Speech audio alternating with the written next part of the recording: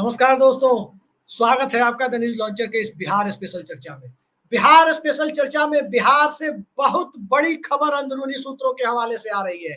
खबर यह है कि बिहार में भारतीय जनता पार्टी दोनों उप मुख्यमंत्रियों समेत अपने सभी 15 मंत्रियों को ड्रॉप करने की रणनीति पर आगे बढ़ती हुई दिखाई दे रही है, क्योंकि बिहार में सभी 15 मंत्रियों को लेकर बिहार के मुख्यमंत्री नीतीश कुमार के मन में एक असंतोष की बात कही जा रही है।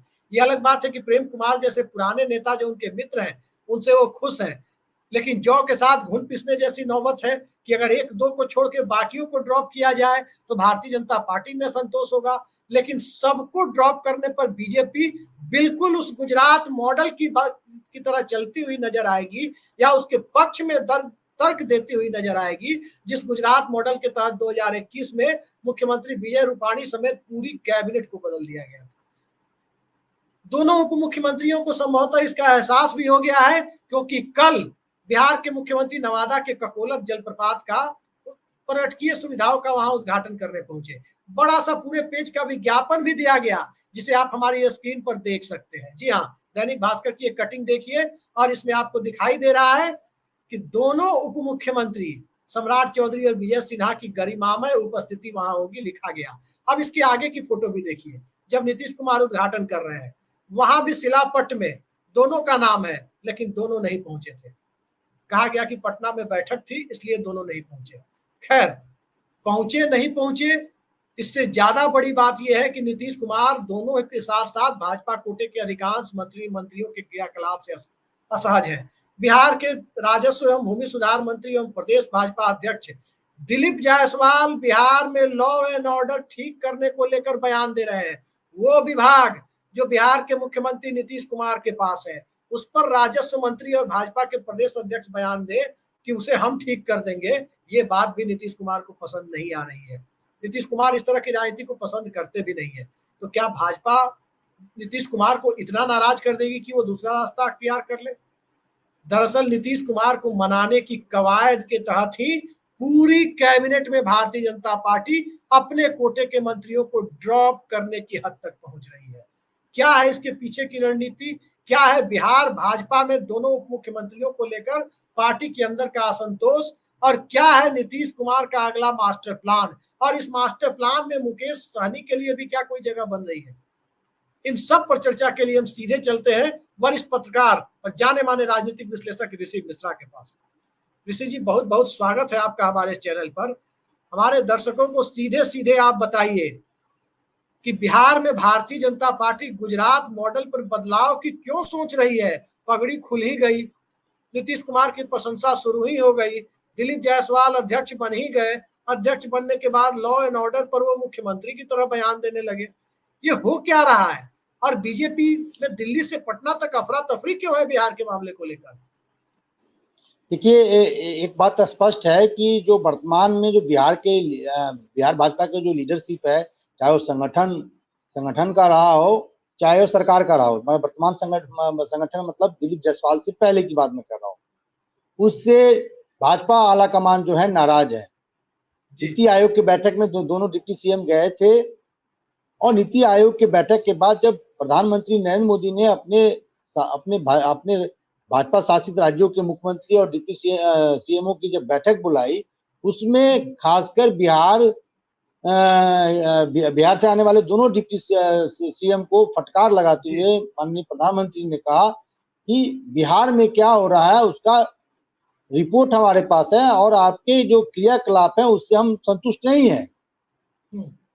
नंबर 1। नंबर 2, आप देखे होंगे कि जब नवनियुक्त प्रदेश अध्यक्ष दिलीप जायसवाल दिल्ली जाते हैं, उनकी मुलाकात प्रधानमंत्री से होता है और अमित शाह जी से होता है, और उसके बाद जब वो पटना लौटते हैं, आप उनके बॉडी लैंग्वेज, उनके बोलने का जो स्टाइल में जो परिवर्तन आया है वो देखने लायक है। आपने देखा होगा कि वो उस विभाग पे टिप्पणी कर रहे हैं जो विभाग माननीय मुख्यमंत्री नीतीश कुमार के अंडर में है। आप 2005 से अब तक देख लीजिए, चाहे वो राजद के साथ नीतीश कुमार रहे हो या बीजेपी के साथ रहे, गृह विभाग को लेकर शायद ही कोई नेता या कोई मंत्री की इतनी हैसियत रही होगी कि वो टिप्पणी करे कि गृह विभाग कैसे चलेगा।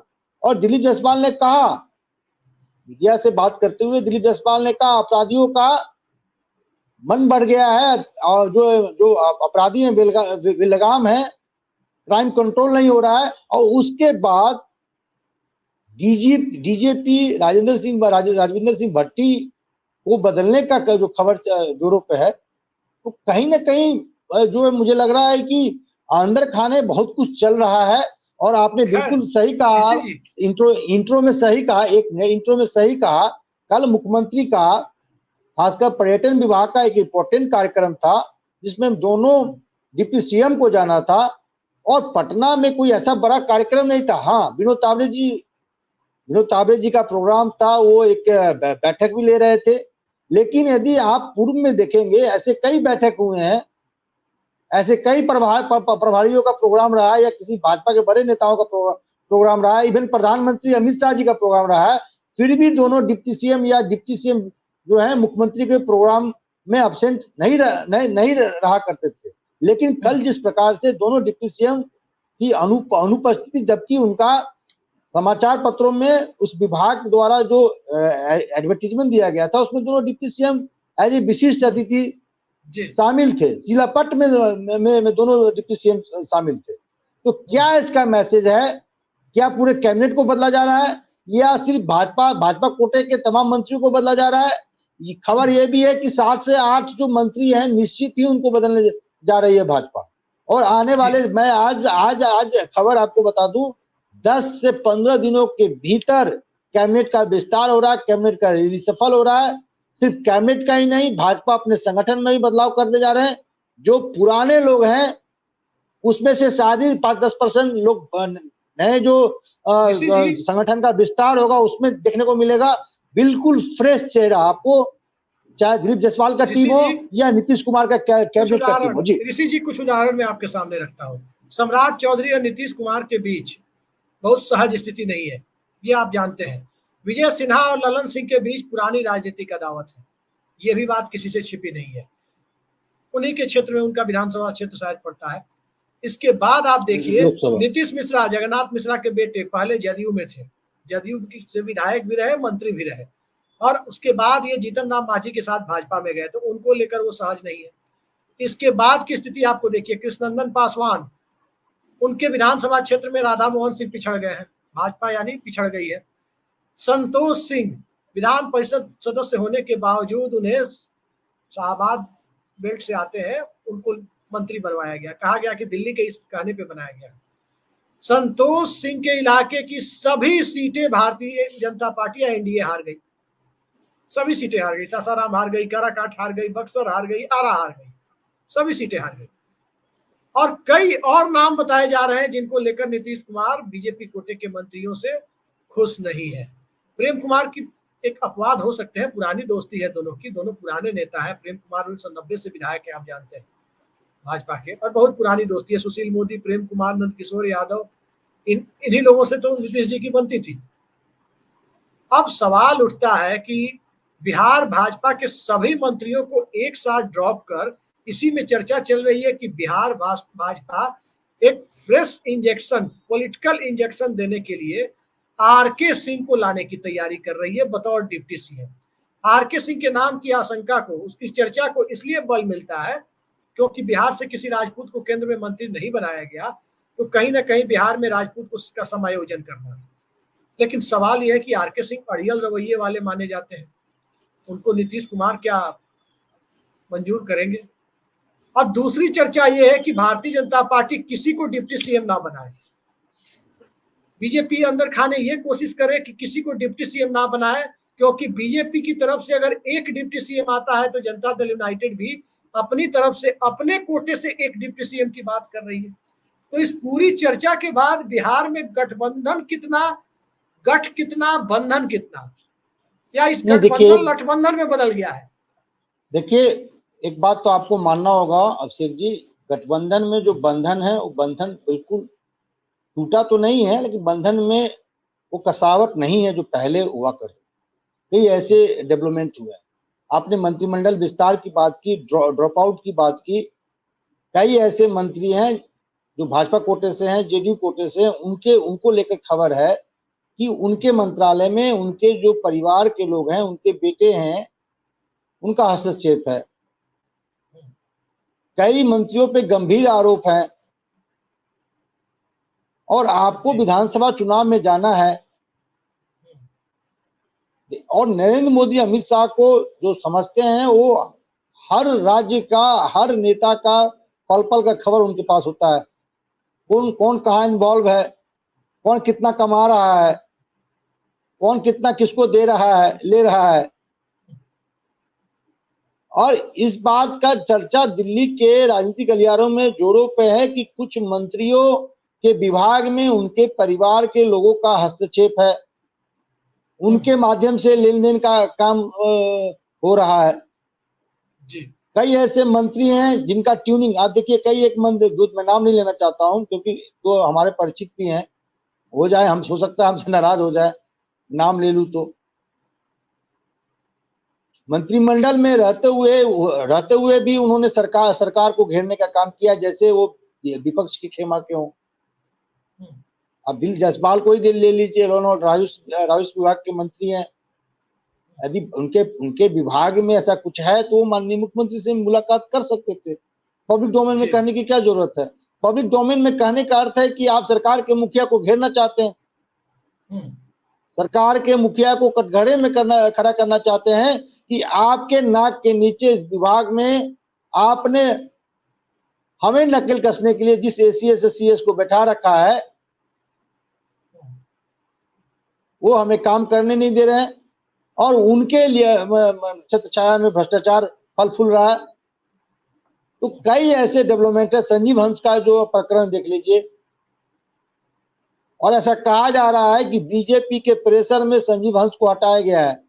आपने विजेंद्र यादव का वो बयान देखा होगा, जब संजीव हंस विधानसभा सत्र के दौरान ऐसे ही सीना चौड़ा करके घूम रहे थे, जब पत्रकारों ने उनको घेरा तो वो पतली गली से निकल गए। ऐसा क्या हुआ? विजेंद्र यादव ने कहा, जो ऊर्जा विभाग के मंत्री हैं, उन्होंने कहा जब न्यायालय के कोर्ट में ये साबित हो जाएगा कि अपराधी हैं तब कार्रवाई होगा। और ऐसा क्या होता है कि 10 दिनों के भीतर उनको उस विभाग से हटा दिया जाता है। और कहा जा रहा है, ये भी कल भी हम लोगों ने प्रोग्राम किया, 7-8 ऐसे आईएएस हैं या सेवानिवृत्त आईएएस हैं जिनके बेटे और खुद जो है ईडी के रडार पे हैं। अब ईडी को दिल्ली में कौन ट्यूनिंग में उठा रहा है? तब जब जेडीयू बीजेपी की सरकार है, एनडीए की सरकार है। ये ट्यूनिंग तो कांग्रेस शासित राज्यों के लिए या जो विरोधी दल इनके जो विरोधी हैं उस शासित राज्यों में या विरोधी दल के नेताओं को घेरने के लिए ईडी का ट्यूनिंग फिक्स किया जाता है। यहाँ तो अपने लोगों को घेरने के लिए ट्यूनिंग फिक्स किया जा रहा है। तो तमाम ऐसे डेवलपमेंट हैं। अभिषेक जी, मैं एक लाइन कर खत्म करूंगा। तमाम ऐसे डेवलपमेंट हैं, इसलिए मैं कह रहा हूं गठबंधन है, लेकिन बंधन में वो कसावट दिख नहीं रहा है, थोड़ा ढीलापन दिख रहा है। जी, ढीलापन की बात आप कर रहे हैं ऋषि जी, मैं आपके पास आ रहा हूँ। एक बड़ा महत्वपूर्ण सवाल है बिहार के कैबिनेट कंपोजिशन के बारे में। हम अपने दर्शकों को बता दें, बिहार में मुख्यमंत्री के अलावा 29 मंत्री हैं। 15 भारतीय जनता पार्टी के, 12 जनता दल यूनाइटेड के, 1 जीतन राम मांझी की पार्टी से उनके बेटे संतोष सुमन और 1 निर्दलीय सुमित कुमार सिंह। ऋषि जी, यदि मैं सही हूं तो यही कंपोजिशन है 29 मंत्रियों का। 13 जेडीयू से, 13 दो इधर हो गए, 13 तब 30 हो जाते हैं। मुख्यमंत्री समेत 13 है। ठीक है। मुख्यमंत्री के अलावा मैंने कहा 12, 15 सुमित कुमार सिंह और संतोष सुमन, ये कंपोजिशन है। कहा जा रहा है कि बिहार में चूंकि विधानसभा चुनाव की तैयारी में मुख्यमंत्री नीतीश कुमार लगे हुए हैं, चुनाव इस वर्ष हो, अगले वर्ष हो, जब भी हो चुनाव, उसके पहले वो अपना हाउस ऑर्डर में करना चाहते हैं। हाउस ऑर्डर में मतलब कि उनके दल की स्थिति बेहतर हो। लेकिन इसके बीच एक सवाल ऋषि जी बड़ा महत्वपूर्ण सामने आ रहा है कि आखिर जो बात प्रशांत किशोर कह रहे थे कि नीतीश कुमार को हमसे ज्यादा नहीं जानते होंगे सम्राट चौधरी या भाजपा के लोग, हम उनके घर में रहे हैं सीएम हाउस में, और हम जानते हैं नीतीश कुमार क्या है कि पगड़ी भी खुलवा दी, प्रशंसा भी करवा लिया, कुर्सी भी जाएगी। यहाँ तो वो सच साबित होते हुए दिखाई दे रहे हैं। देखिए, आप उस हिसाब से भी देखिए और इस हिसाब से भी देखिए, सम्राट चौधरी को जो जिम्मेवारी दिया गया, आपको डिप्टी सीएम से लेके पार्टी के प्रदेश अध्यक्ष की जिम्मेवारी थी, आप पार्टी के चेहरा थे और आपको जहां पार्टी को जिता के लाना था, आरा में आप सोच सकते हैं कि क्या कहते हैं, औरंगाबाद में बीजेपी चुनाव हार सकती है। बीजेपी का गढ़ रहा है वहां। पहली बार कुशवाहा समाज से आने वाले अभय कुशवाहा चुनाव जीत जाते हैं। जो जिम्मेवारी पार्टी ने आपको दिया था कि आप अपने समाज का वोट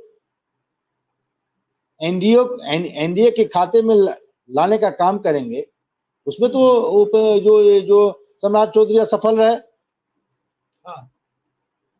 और देखिए एक बात ये भी देखिए, सम्राट चौधरी को बेचारे को विभाग कौन सा दिया गया है? वित्त विभाग में क्या कर लेंगे बेचारे, बताइए। क्या बात करते हैं। वित्त मंत्री लालू यादव थे, इसी वजह से उनको चारा घोटाले में सजा हुई। अगर वो वित्त मंत्री नहीं होते तो उनको कोई बाल बांका नहीं कर सकता। मैं ये नहीं कह रहा हूँ, वित्त विभाग बहुत पावरफुल विभाग होता है, लेकिन किसी को उपकृत नहीं कर सकते हैं। तो लाव लश्कर इतना जो घूमता है उनके साथ, उनको किसी को उपकृत नहीं कर सकते हैं। तो ये है, ये बात मानना होगा। और मैं ये तो नहीं कह सकता हूं कि पूरे कैबिनेट को रिशफल कर देंगे या पूरे कैबिनेट को चेंज कर देंगे, लेकिन कैबिनेट एक्सपेंशन होने जा रही है, ये कंफर्म खबर है।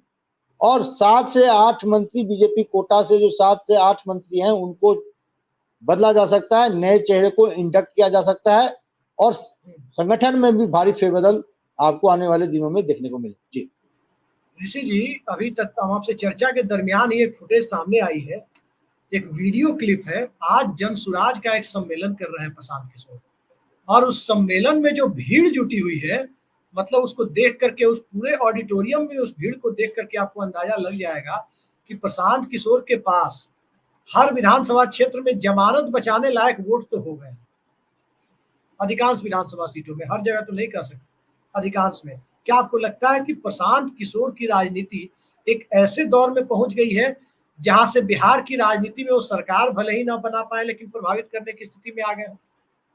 बिल्कुल, आप देखिए वो आदमी हर गांव में जा रहा है, पैदल यात्रा कर रहा है, लोगों से मिल रहा है। और मैंने ही आपके एक कार्यक्रम में कहा था कि हर विधानसभा में जिताऊ कैंडिडेट तो नहीं, मैं नहीं कह सकता हूं कि जिताऊ कैंडिडेट, लेकिन एक पोटेंशियल कैंडिडेट जरूर उन्होंने खड़ा कर दिया है, जो अपने बलबूते, प्रशांत किशोर के बलबूते नहीं, अपने बलबूते 10-15 हजार वोट लाने में सक्षम है। मैंने कई एग्जाम्पल भी दिए हैं। गायघाट में सरवंत सिंह एक प्रमुख है गायघाट के, वो पोटेंशियल कैंडिडेट है वहाँ, वो प्रशांत किशोर के टच में है। अभी हाल के दिनों में प्रोग्राम हुआ था तो वो वहाँ एक्टिव थे। सुरसंड में एक राम सखा, सुरसंड में जहाँ से ये लालू यादव के सबसे दुलारे बिजनेसमैन विधायक हुआ करते थे अबू दोजाना, सुरसंड में राम सखा चौधरी पूर्व मुखिया जो हैं, उनको प्रशांत किशोर ने के टीम के टच में है। और राम सखा चौधरी जो हैं वो 10-15 हजार वोट लाने में सक्षम है। तो ऐसे कैंडिडेट, गोपालगंज में सिद्धवलिया एक विधानसभा क्षेत्र है, वहाँ संगीता कुमारी प्रमुख रही हैं, पूर्व प्रमुख रही हैं। ऐसे उनका परिवार भी प्रशांत किशोर के टच में है। तो ऐसे तमाम विधानसभा क्षेत्र हैं जहाँ एक पोटेंशियल कैंडिडेट और माहौल क्रिएट करने में प्रशांत किशोर सक्षम रहे हैं। अब मैं ये दावे के साथ नहीं कह सकता हूँ कि ये पोटेंशियल कैंडिडेट जो है सीट को जीत में ही कन्वर्ट करके प्रशांत किशोर के झोली में डालेंगे, ये नहीं कह सकता हूँ। लेकिन 10-15 हजार वोट लाने में ये तमाम कैंडिडेट जिनका मैंने नाम बताया है एक एग्जाम्पल के रूप में, वो लाने में सक्षम हैं। और मैं प्रशांत किशोर यदि आने वाले विधानसभा चुनाव में 10, 15, 20 सीट भी जीतने में सक्षम होते हैं तो एक बड़ा मैसेज होगा, एक बड़ा प्रयोग होगा बिहार की राजनीति में, जहाँ कास्ट बेस्ड राजनीति है। आप देखिए ऋषि जी, प्रशांत किशोर के बारे में हम, आप या हमारे दर्शक जो भी राय रखें, एक बात तो माननी पड़ेगी, जीत हार अपनी जगह है, लेकिन प्रशांत किशोर जो गांव गांव 2 साल से मेहनत कर रहे हैं, पदयात्रा कर रहे हैं, लोगों से डायरेक्ट कनेक्ट कर रहे हैं, क्या आपको नहीं लगता कि ये तेजस्वी यादव और चिराग पासवान जैसे राजनेताओं के लिए एक नसीहत, जिनके पास एक बड़ा जनाधार है, इन दोनों के पास एक समुदाय विशेष का वोट है, अगर ये लोग इतनी मेहनत बिहार में करते तो शायद बिहार में बड़ा परिवर्तन ला देते, लेकिन ये लोग तो आराम से जाते हैं, हेलीकॉप्टर से हाथ हिलाते हैं। अब देखिए और आप, ये जाकर लोग क्यों के जो है मेहनत करें? माई बाप समीकरण, और कोई है तो अयोध्या की तर्ज पर सीतामढ़ी का विकास अभिषेक जी, करेंगे चिराग पासवान, फिल्मी फिल्मी राजनीति कर रहे हैं। अब सवाल ये अभिषेक है जी कि प्रशांत किशोर की मेहनत की तारीफ तो करनी पड़ेगी कि वो आदमी मेहनत तो कर रहा है, चाहे आप जो कह लें। एक राजनीतिक तरीका होता है लोगों से जुड़ने का, गांव गांव में चप्पल घिसने का काम तो प्रशांत किशोर कर रहे हैं ना, तो जनता पर जो मेहनत करेगा उसका असर तो पड़ेगा। आप देखिए, प्रशांत किशोर तो सपना तो बिहार के 13 करोड़ जनता को उन्होंने दिखा दिया है। ये तो एहसास उन्होंने करा दिया है कि जो जिनके लिए आप मरते जीते हैं वो आपके लिए सोचते तक भी नहीं है। आपने बिल्कुल सही कहा। तेजस्वी यादव क्यों क्यों इतना मेहनत करेंगे? जानते हैं कि वो एमओआई तो आना ही है जी। एमओआई तो हमारा फिक्स है, खुटा से बंधा हुआ है। चिराग जी जानते फिक्स है, हैं, एम की गारंटी नहीं है। एम कुछ अब प्रशांत तक किशोर थी में ना। भी जाएगा, कुछ नीतीश कुमार को भी पसमानदा मुस्लिम महिलाओं का वोट जाता है, ये लोकसभा चुनाव में भी दिखा है। देखिए, मैं कह रहा हूं कि इससे पहले एक फिक्स था ना कि एमओआई जो है मोटा मोटी ऑन एवरेज इन राजद को समर्थन मिलता था। इसी तरह चिराग पासवान देखते हैं, पासवान तो हमारे साथ 6% है ही। आज बीजेपी ने चिराग पासवान को 5 सीटें लड़ने के लिए क्यों दी? बीजेपी को मालूम है कि पासवान समाज का ऑन एवरेज वोट जो है चिराग पासवान के कारण हमें मिलेगा ही। तो ये लोग क्यों मेहनत करें? बीजेपी जानती है कि अगली जाति कुछ भी कर दें, फॉरवर्ड का जो 17-18% है वो तो हमें मिलना ही है। मैंने आप ही के प्रोग्राम में कहा था ना कि मुजफ्फरपुर संसदीय क्षेत्र में लोकसभा चुनाव के दौरान ना एनडीए के प्रत्याशी वोट मांगने हैं हमारे कॉलोनी में, ना इंडिया गठबंधन को उम्मीदवार वोट मांगने हैं। जानते हैं अगली जाति है वो बीजेपी को देंगे, पिछली जाति में यादव मुस्लिम इंडिया गठबंधन को देंगे। तो ऐसी स्थिति के बीच में यदि कोई एक ऐसा चेहरा आता है जो आम लोगों की बात करता है, लेकिन सवाल ये है कि बिहारी वो धरती है जहां कास्ट इक्वेशन बहुत महत्वपूर्ण रोल अदा करती है।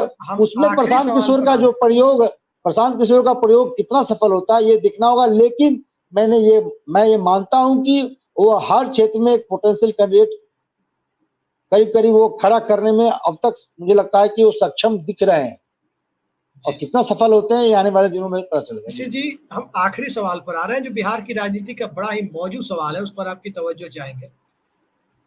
देखिए, बिहार की राजनीति में ये बात करीब करीब सत्य है। अमित शाह ने तो 2018 में ऑन द रिकॉर्ड कह दिया था इस बात को कि बिहार में 3 राजनीतिक ताकतें हैं, 2 जिधर एक साथ होती हैं उधर चुनाव का नतीजा होता है। ये सच्चाई है। चिराग मॉडल के बावजूद एनडीए को बहुमत मिल गया, साधारण ही सही। 2024 के लोकसभा चुनाव में सीटें कम हुई लेकिन 3/4 सीटें एनडीए को ही मिली, ये बात भी सत्य है। 2019 के चुनाव में यही हुआ, 2015 में भी इन 3 में 2 ताकतें, राजद और जदयू एक साथ थी तो उधर भी एक तरफा रिजल्ट हुआ। ये ट्राइड एंड टेस्टेड फॉर्मूला है बिहार की राजनीति में। अब ये बताइए, अगर विधानसभा चुनाव होता है, नीतीश कुमार के 2 बयानों के परिप्रेक्ष्य में सवाल मैं आपसे पूछ रहा हूं। नीतीश कुमार भाजपा से जब अलग होते हैं तो बहुत कड़ा बयान देते हैं, मिट्टी में मिल जाएंगे, मर जाना कबूल है, उनके साथ जाना कबूल नहीं है। लेकिन जब राजद कांग्रेस से अलग होते हैं तो उतना कड़ा बयान नहीं देते हैं।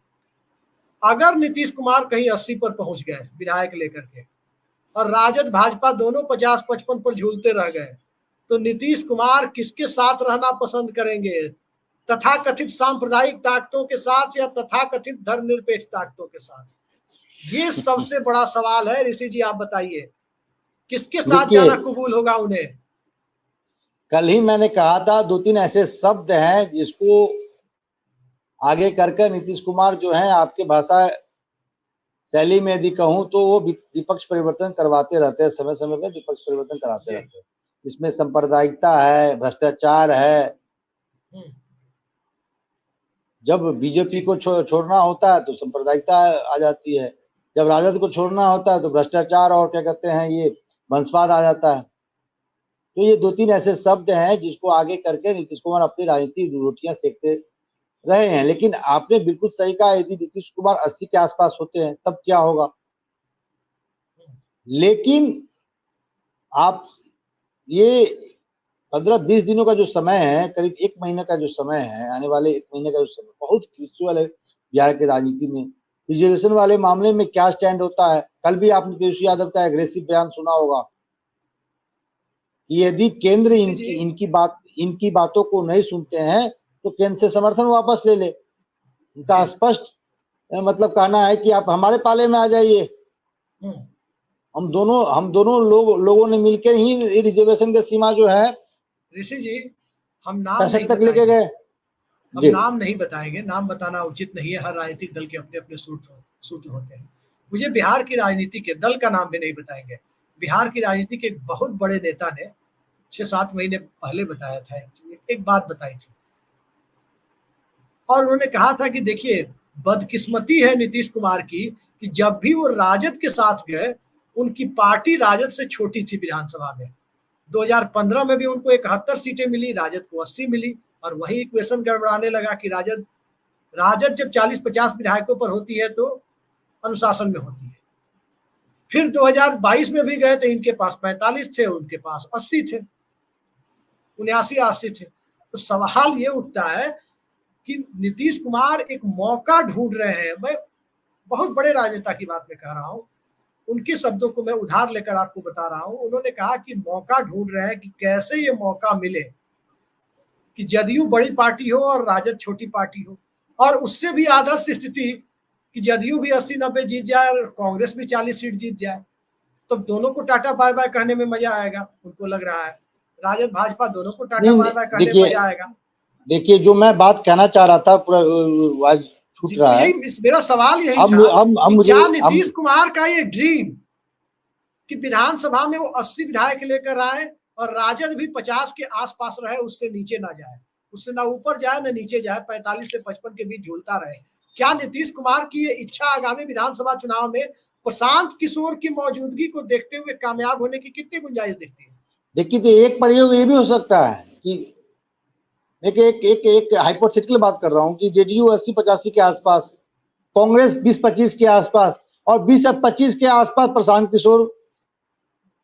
तब ये जो मेन 2 स्ट्रीम पॉलिटिकल पार्टी हैं, बीजेपी और आरजेडी, दोनों टाटा बाय बाय हो जाएंगे। और प्रशांत किशोर, देखिए नीतीश कुमार का, देखिए एक बात तो मानना होगा, नीतीश कुमार पे न वंशवाद के आरोप है, ना कोई गंभीर भ्रष्टाचार के आरोप है। अभी तक का जो उनका राजनीतिक जीवन रहा है एकदम बिल्कुल पाक साफ रहा है। हाँ, उनके नाक के नीचे भ्रष्टाचार हुए हैं, संजीव हंस जम के हो रहे हैं, हुए क्या है, अंचल कार्यालय से लेकर तमाम। लेकिन जो मैं एक जो खबर देने जा रहा हूँ, बहुत बड़ी खबर देने जा रहा हूँ। कल का वो आप फोटो जरूर लगाइए, चलाइए, जहां नीतीश कुमार के बाएं दाएं दिखने वाले नेता कल नदारद थे।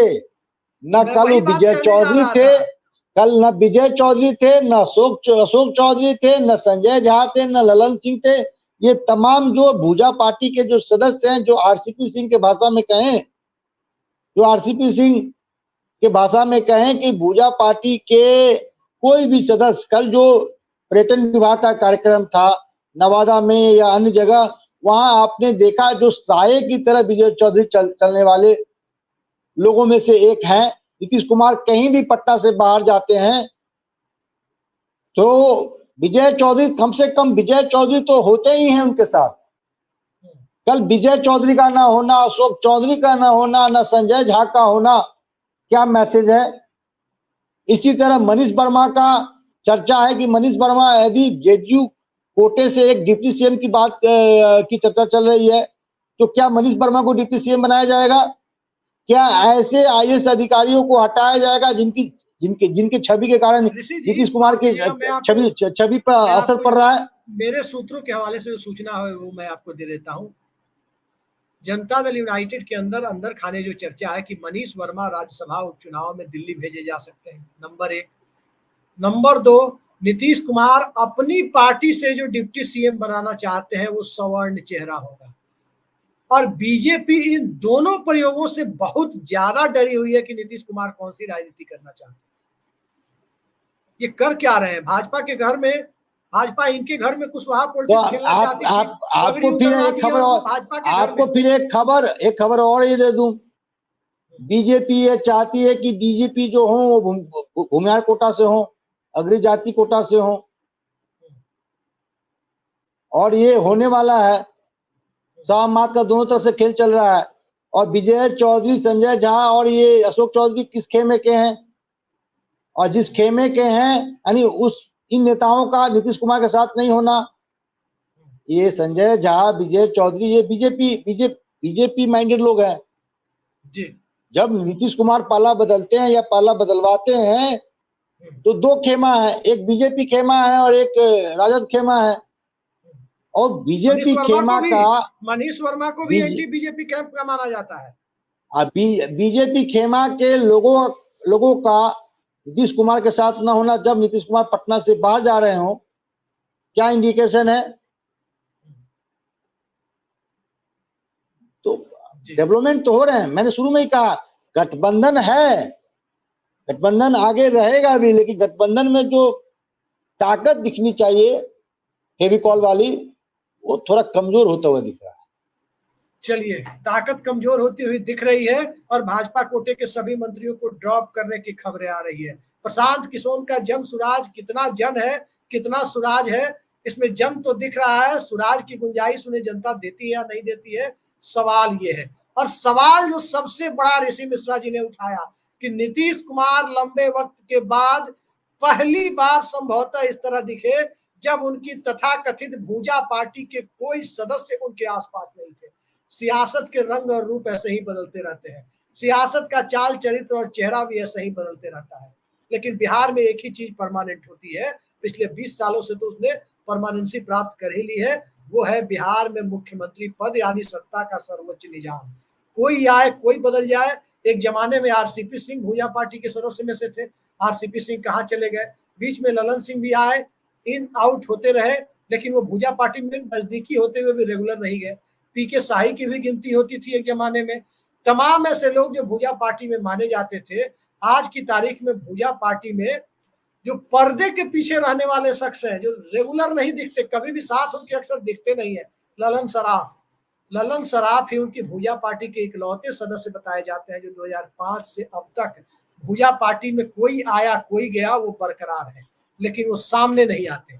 जो सामने आते हैं वो ओझल कर दिए गए हैं, और जो भारतीय जनता पार्टी की तरफ से सामने है वो 1 दर्जन से ज्यादा मंत्री उन्हें ओझल करने की तैयारी बीजेपी कर रही है। क्या ये नीतीश कुमार की सहमति है, या नीतीश कुमार की इच्छा है, या नीतीश कुमार की सहमति को, नीतीश कुमार की इच्छा को किसी तरह से पचाया जा रहा है, इसका जवाब आने वाले वक्त में मिलेगा। फिलहाल इस बेहद सार्थक चर्चा में जुड़ने के लिए ऋषि मिश्रा जी आपने समय निकाला, हमारे दर्शकों को अद्यतन ताजा राजनीतिक जानकारी दी, बहुत बहुत धन्यवाद आपका। नमस्कार।